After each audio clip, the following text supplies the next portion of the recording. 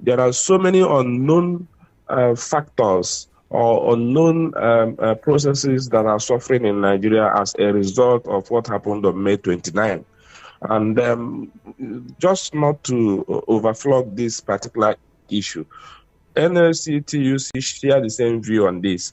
And thanks very much for pulling this out, because what I have taken down now is that I'm going to take this up again with the leadership of TUC, and I believe Comrade Alex will do same, so that we will, at that national level, begin to also ask, through social dialogue, what can we do to even look at what is commensurate in terms of increase, if there must be increase, because you don't just come and then begin to throw fees at people without considering how they're going to live with it. For example, even the palliative in quote, or the amelioration in quote, provision for amelioration that have been made.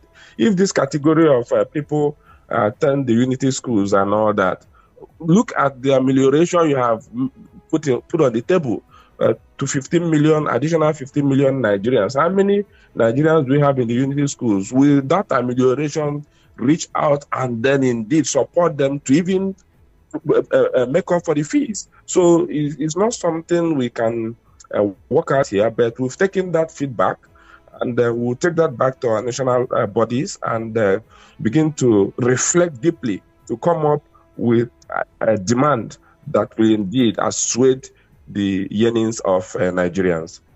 Okay, well said. We have a very short commercial coming. We'll go for that in a matter of moments. When we return, something that's interesting I also found out in that agreement is all parties commit to henceforth abide by the dictates of social dialogue in all future engagements. Does that mean that Labour is now being tied from going on any strike action? If we look at that clause, we'll discuss this and more when we return after the break. Stay with us. Stay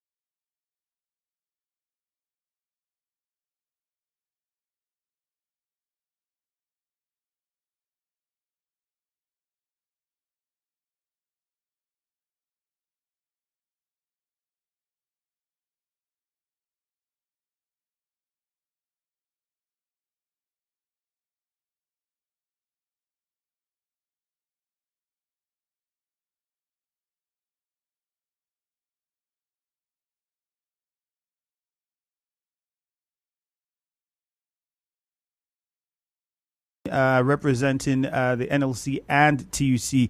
The NLC chairman in Rivers State, Mr. Alex Agwanwor, with me in the studio, and Mr. Foster Onyefuru, the chairperson for the TUC in Rivers State, speaking with us via phone this morning. Gentlemen, again, thank you for joining us and staying through the commercial. We'll be opening the phone lines in a matter of moments and continue with our conversation. But quickly, something that needs to be addressed or talked about.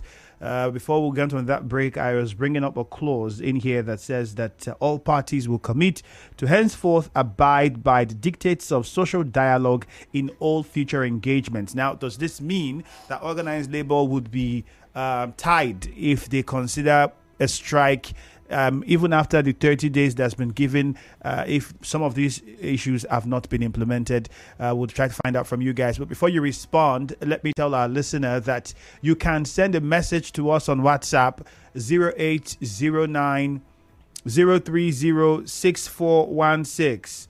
0809 030 6416. That is the WhatsApp handle. So please do well, send us a message. I'll be waiting to hear from you.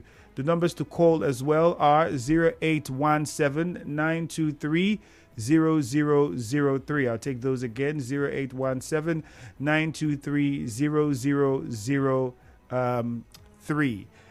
Quickly now, let's start with you in the studio here with us, Mr. Alex. So with that clause, what does it mean then? Because we know that you've given the government 30 days to implement these agreements, which if the government fails, we are supposed to expect a strike action again. But with that clause in there, does it allow you to do that? Yeah, for sure. Social dialogue is an engagement tool in any kind of discussion or negotiation in order to avoid further escalation of the matter or the issues before the table. It does not stampede anybody where the discussion fail, not to take their options, other options. So I think it does not stop NLC after 1 month. If we have engaged in social dialogue, we have had discussions on the issues that regards to the communique reached, and the government is not forthcoming in terms of implementation after 30 days, or government is not coming to the table, or have refused to engage us in the social dialogue as we state in the communique, then we will still take our options. The strike was suspended; it was not a cut-off. So we can still go back to our first option. All right, we're going on strike. So I think after 30 days, whether what is written there, social dialogue, explored social dialogue means, that does not stop NLC, does not stop TUC for embarking on strike after 30 days. If the government did not engage us fruitfully or did not implement this communique. All right, Mr. Onyefuru, let me come to you now. This brings us to the perception of Nigerians, because a lot of people said, brown envelopes have been exchanged, different envelopes have exchanged hands, and well, we expected this from Labour. It's what they always do. They say, the protest, strike, indefinite, and everybody's geared up, and the next thing you see is midnight towards the strike.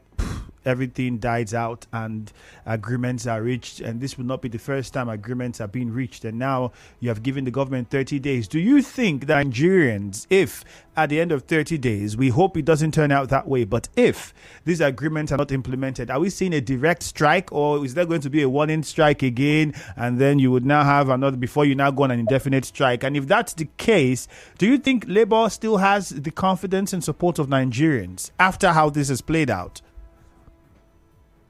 Thank you very much for that question. Before I respond to that, let me quickly also add to what my comrade in the studio mentioned about social dialogue, and to just reiterate that Nigerians need to understand, and the federal government already knows, that the Constitution of this country, section 38, 39, 40, 41, recognizes strike as a way of demonstrating displeasure, as a way of demonstrating unhappiness.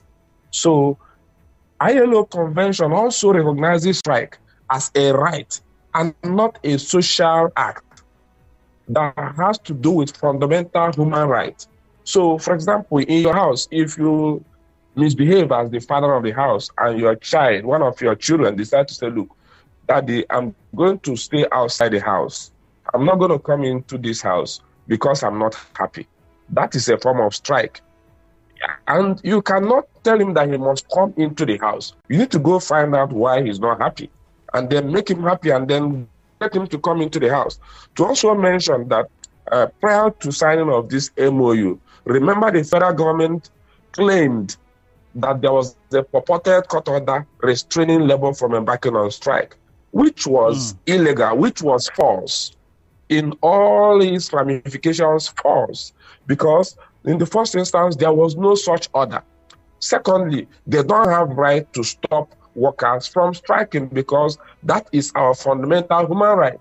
And just to let Nigerians know that federal government has apologized to labor for taking that step because it was a completely misplaced step. Now, to respond to your question, in terms of confidence of Nigerians on labor, can tell you that many Nigerians trust in labor. You know, we have few who make a lot of noise in the social media and all that. Andrew, prior to yesterday night, the eve of the strike, when this MOU was signed, none of these achievements or these grants, let me use the word grants, that we've achieved was on the table. We went to federal government and we put forward 7 demands from TUC NLC. And today, we started from point 0 on our 7 demands. We've got to a point where we can say we've achieved 55-60%. Now, what do you want us to do strategically to shut down the country and impoverish Nigerians where you have achieved about 60% of your total demand? And then you have 40% in view that you are going to begin to work with, as has been clearly specified, with timeline 30th of this month. If nothing happens, 30 days, if nothing happens, we are going to commence on further strike action. Which one is the most strategic position to take or action to take? So Nigerians understand, many Nigerians understand that the way to solve problem today is not by banging table and shutting down the country and then impoverish the Nigerians more. Don't forget, politicians like the governors live on our commonwealth. They don't buy fuel from the filling station where you buy. They have free electricity, they have free housing, they have free everything. If you shut down the country, the first line of people who will suffer are Nigerians, over 200 Nigerians, before you begin to talk about the politicians who may not even suffer. Well said. Because we don't have a lot of time and we're about to take calls, just one question I want to add. The visit to the refineries, is that going to be a joint visit between TUC, NLC, and representatives of the government? And when is it going to happen? Yes, thank you very much. That visit is going to happen. And it's not just going to be a usual visit because, remember, we've been having visits in the past. But now we are going to have a smart visit, meaning we are going to do a visit that will be accompanied with audit. We'll call it MFI. It's going to be a facility inspection to ascertain the true state of that ongoing rehabilitation. Is there a time for it so that at least Nigeria Info would love to be part of that and join you guys to on that inspection tour and see what the situation is like? We may not be able to give you the timeline now because logistics will be put in place. But what we will do is that once we confirm timeline, we'll communicate with you and then we can get you to join if you want to join. Right. To also mention, Andrew, before you open the lines, this memorandum we signed will be filed with the relevant court of competent jurisdiction within 1 week. The reason is because once you remember, like in the past, we've signed MOUs and federal government reneged. It becomes a consent judgment. Meaning that if federal government reneges on any of the clauses in the MOU, we will begin the process of contempt also against the Commander-in-Chief of the Federal Republic of Nigeria. It's as simple as that. So for the first time in the history of Nigeria will have signed MOU that be gazetted in the eyes of the law. Thank you very much. Let's get on to the phone lines and my guest in the studio. You've heard. We'll still come to you, Mr. Alex, because here in Rivers State, Obi talks about how you intend to ensure that the government implements the 35,000 naira for state workers and local government workers, despite the fact that there have been complaints from some corners with regards to structural implementation of the minimum wage. Yes, the minimum wage might be implemented, but structural adjustments that come as a result of that, has that been implemented? And we have conversations around that. And for pensioners, what is the plan for pensioners in all of these agreements? People would still like to hear, and most importantly, the artisans and ordinary Nigerians on the streets. Perhaps you would restate some of the things that Labour puts in front of the government that would affect these categories of people specifically, but that will be after we take a few calls. So let us start with Muriel. Muriel is our first caller, and she is calling from Okrika. Muriel, please, as much as possible, keep it precise and straight to the point. Good morning to you.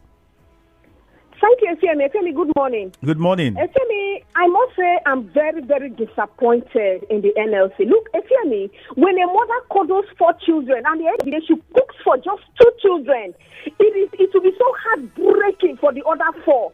So for the other 2 rather, NLC has come out now to tell us that they are working for just the federal government staff.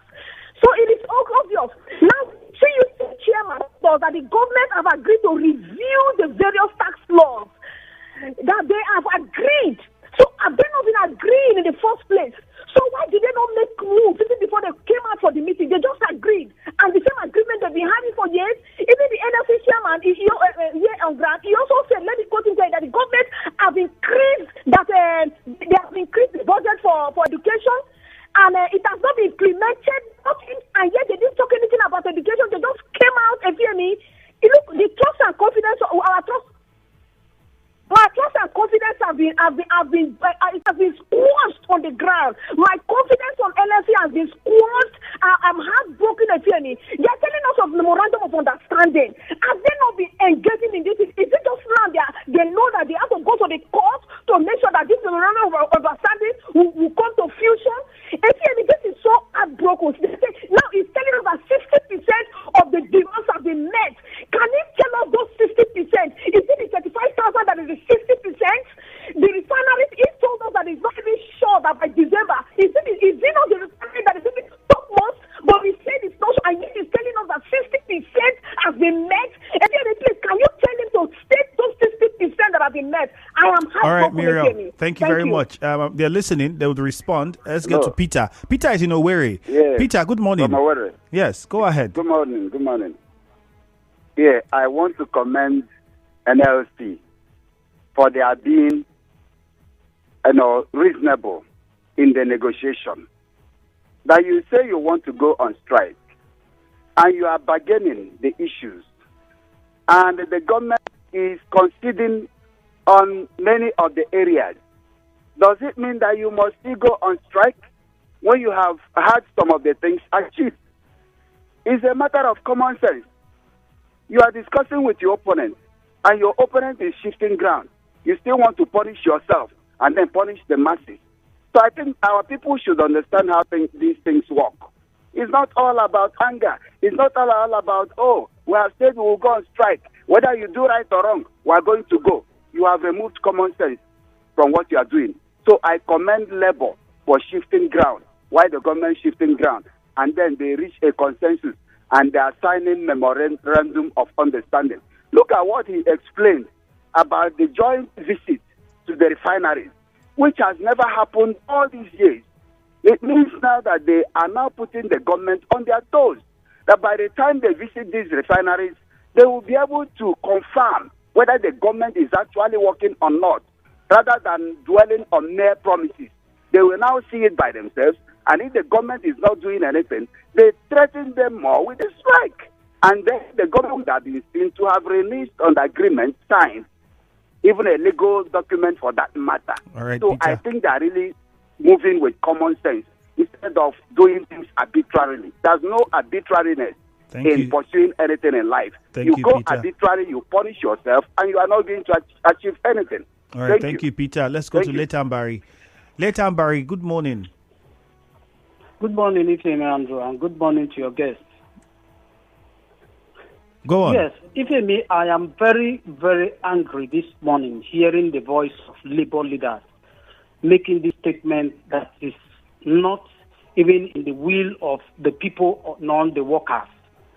Now, I hope they actually take a survey of the cost of living before they arrive at the point they are discussing now.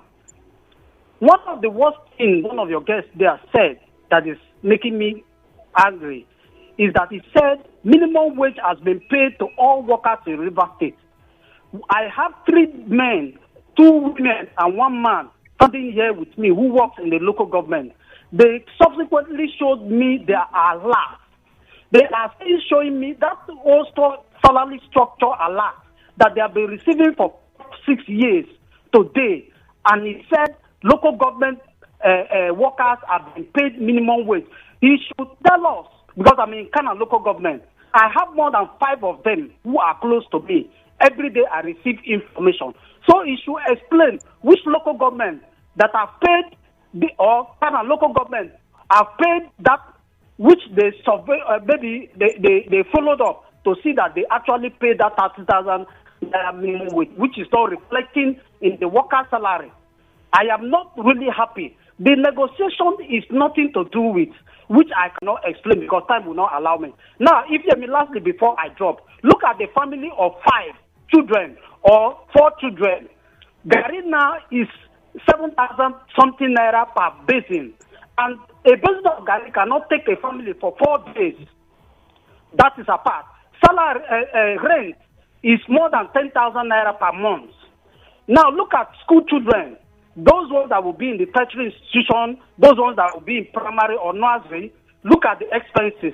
Look at what they spend to uniform, or maybe they want to write jam. Look at all those things. Are you not going to have a visitor?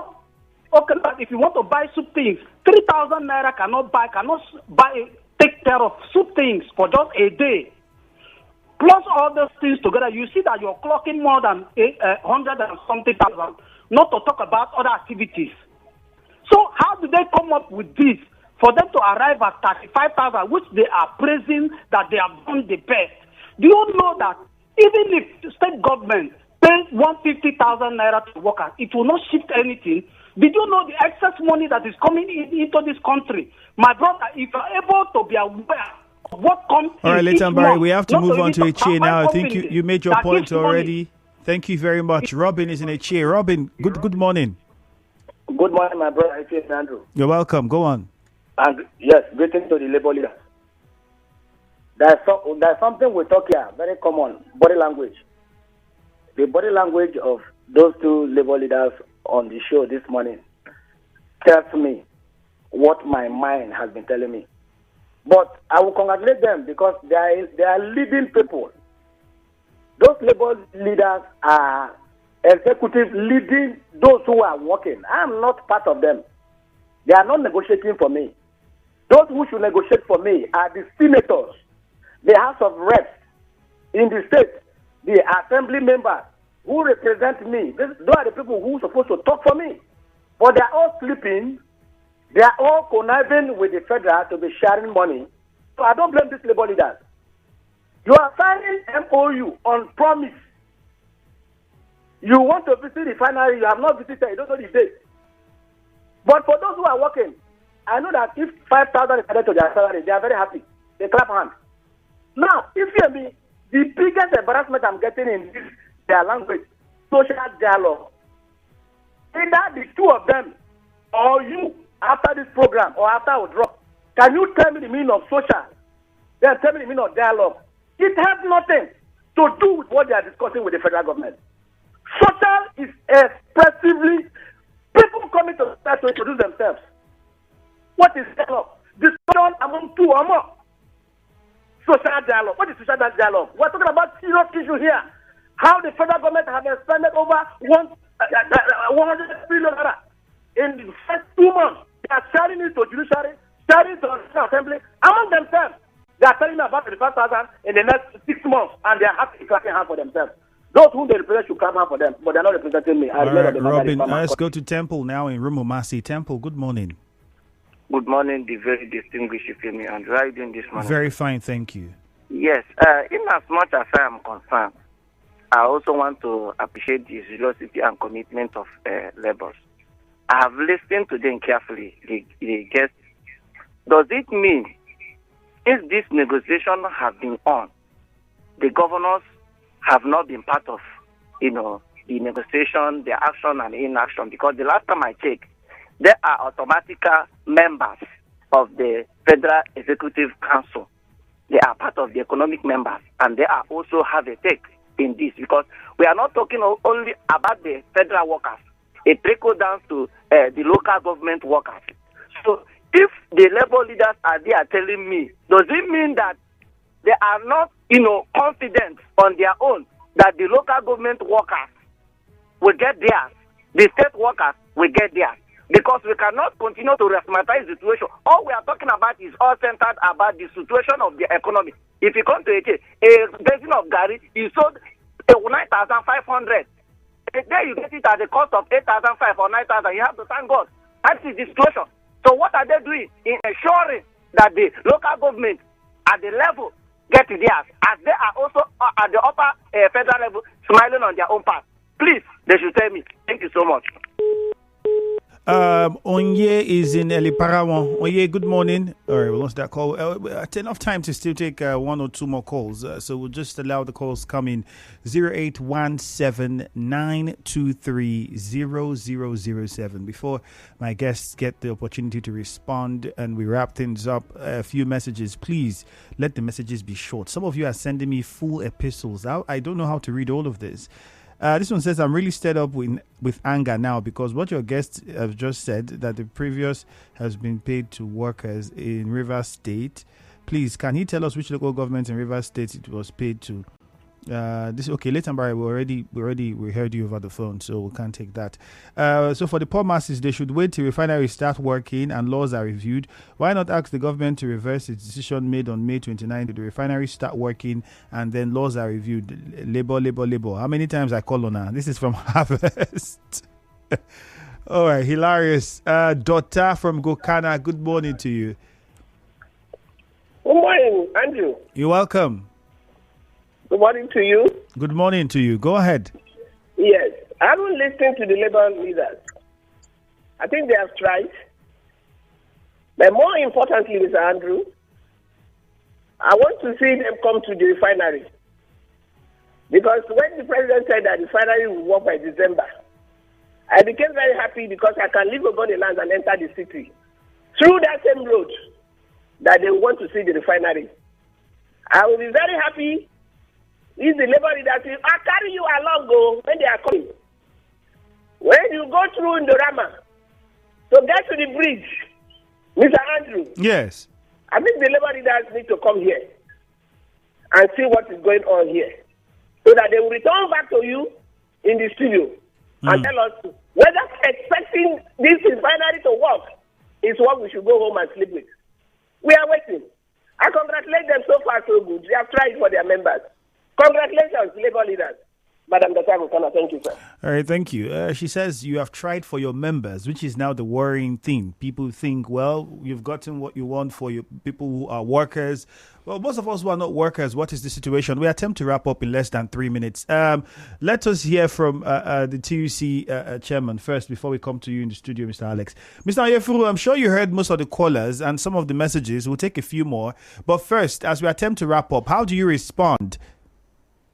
Thank you very much. Let me start by thanking Miral and Lebare for bringing up special cases, because what I see is specific cases that they are bringing up that may not, have direct impact with what we are discussing. But please, if you don't mind, I would like you, Mr. Andrew, to share my contact with Miral and Lebare so that we can listen to them, understand what the issues are in their respective local governments, and then we can take up the issues on case-by-case basis. Because I'm aware, Mancero, it wasn't happening at the local government level. We took it up at the level. As I speak with you, that extension for promotion was done to the local government level. So for Miral and Lebare, please, if you're listening to me, reach out to Andrew get my contact from him, and then we'll listen to you and we'll be able to take your case up and review your case and do the needful. And for the general public, we want to let Nigerians know that labor as a matter of interest is supposed to also stand for the general public as a pressure group, which we have done. For example, when the CNG buses begin to work, it's not only labor that will use it. In Rivers State, thanks to His Excellency Esther Siminala Ifubara, GSSSR, who has provided palliative buses, it's not only labor that take advantage of it. So we have the interest of Nigerians at heart. All right, Mr. And we will continue to do to us before. We'll wrap it up for you. We have to come to Mr. Alex in the studio, and we're already running out of time, so we'd have to wrap it up there. Thank you very much. Let's come to Mr. Alex now. How would you respond, and what would you conclude with? Well, I want to thank the responses. Just like my TUC counterpart said, as Labour, this is the first time we're having a kind of communique that cut across all sectors, including private sectors.